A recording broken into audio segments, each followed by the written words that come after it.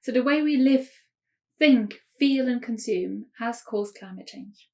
I had the pleasure to go to COP26 in Glasgow, and these videos all about what I've learned and what we can do next. We need climate justice. We need to listen to Indigenous peoples all around the world as they carry the wisdom. And we have to stop consuming our way out of problems.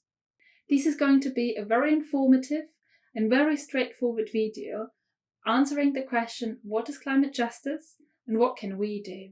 And if you haven't yet, don't forget to subscribe and hit the bell button, because from now on I'm going to share more videos on how we can do our part to get to climate justice. I have helped already hundreds of people to take control over their lives, and today I'm very excited to support you to find justice and to create justice in our world. So let me draw on first what we all mean by climate justice.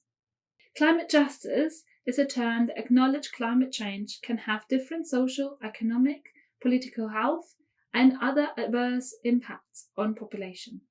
This map shows the annual carbon dioxide emission produced per capita. That means per year.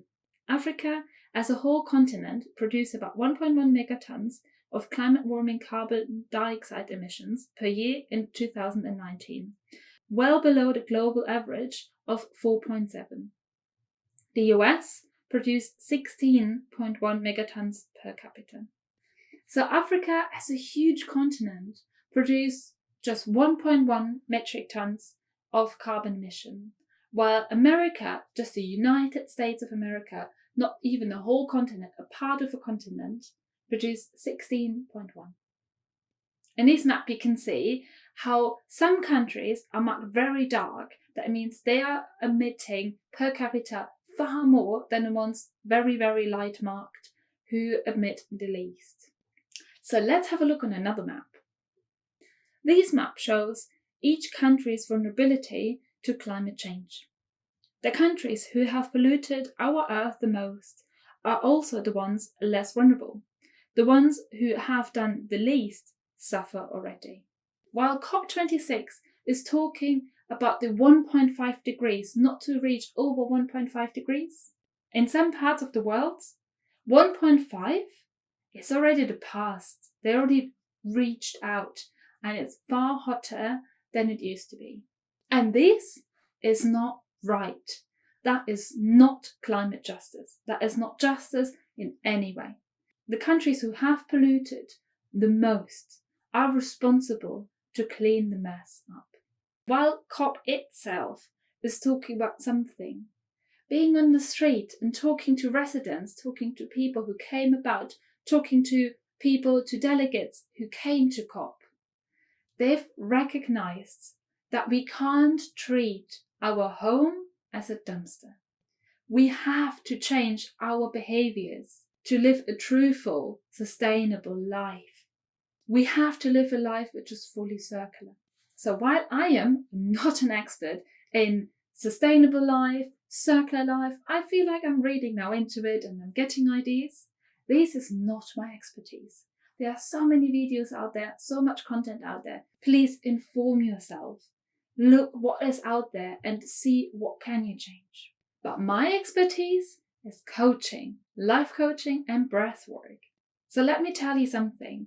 No economy will ever change. No country will ever change when we are not changing the way we see our world, the way we treat our world, the way we treat our home, the way we treat people around us. Our mindset has to change. If we are not changing our mindset and the way we see the earth as a home and not as infinite resource of stuff, if we see people not as resources, but as friends, as people, as knowledge, as connections, if you don't do that shift, nothing will change. Sleep deprivation, constant and chronic stress and restlessness hinder us as individuals to connect with others, to connect with our society. And without connection, there's no hope. We have to start connecting to ourselves and others. Why? Being in a fight or flight modus, our mind is occupied to think just about ourselves. We are self-centered. And that's okay. Think about that person being chased by a tiger. What does that person do? It runs. That person starts running, starts surviving. Everything in the body is set to fight or flight, is set to I need to survive. That also means it's all self-centered. Everything else becomes blurry. Everything else becomes not important or less important than oneself. And if we are in a constant stress, if we feel so stressed every time our manager rings, if we feel so stressed and so unnurtured that we have to start buying stuff to feel good, we have to start consuming stuff to feel good, we see ourselves more important than others. And does that mean I am more important than you? No. Our mind can't distinguish between being chased by a tiger or feeling so stressed and of the fear of losing authority or losing out. And some people feel more authority over others, and some others feel they don't have anything to say. And if you feel that the government has all the power over myself and I don't know what to do, I feel I can't do anything, start with yourself and start with your community. Start with connecting to yourself. Because we all are, every single person in this world is able to make a decision, has the power to make a decision that will affect all of us. Okay? If you make the decision to connect with the person who works in a grocery store, you will make that person happy. You will connect, they feel a bit warmer. So that means that person might be able to connect with their family better. That also means that person might be willing and happy to connect with others in their shop better. And that has a knock-on effect. We start learning from each other. We start to connect. That means we have to start to connect with ourselves, understanding how do I feel? Am I hungry? Am I thirsty? Do I need nutrition? Do I need to breathe?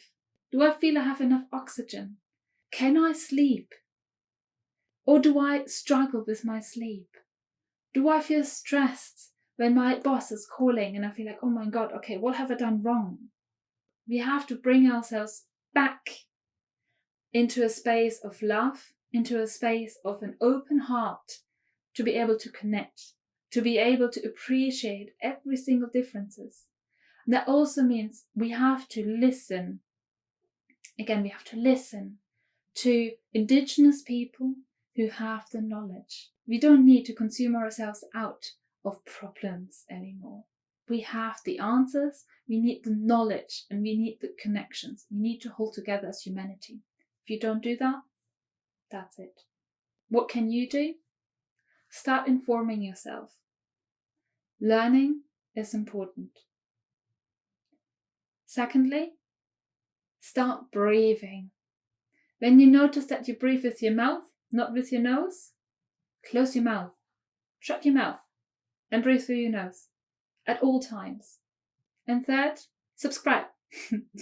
Because next week I'm going to show you how you can use your breath and how you can bring some techniques into your daily life that will ensure your connection with yourself and others. It is a practice. You can't do that once, but you have to do it again and again and again. You have to practice and you will fail and you will succeed, and you have to practice, you will fail and you will succeed again and again. That's life. But you have to start putting in effort. Stop blaming it on others. Stop saying, oh, politicians are crap because they can't do it. You give them the power with that. Stop doing it. Connect with yourself. Start putting the effort into your own life. Take control over your life. And start listening to others with empathy and compassion. So what do you think? What do we have to do to ensure climate justice for everyone? What can you do to ensure climate justice for everyone? So leave me a comment right at the bottom and let's have a conversation. And don't forget to subscribe and hit the bell button so you can get notified for the next video happening, where I'm going to teach you a tool you can use in your daily life to start connecting to yourself and others. You are an amazing person and you have all the empathy, all the energy you need to connect with others so we all as a group can change the world.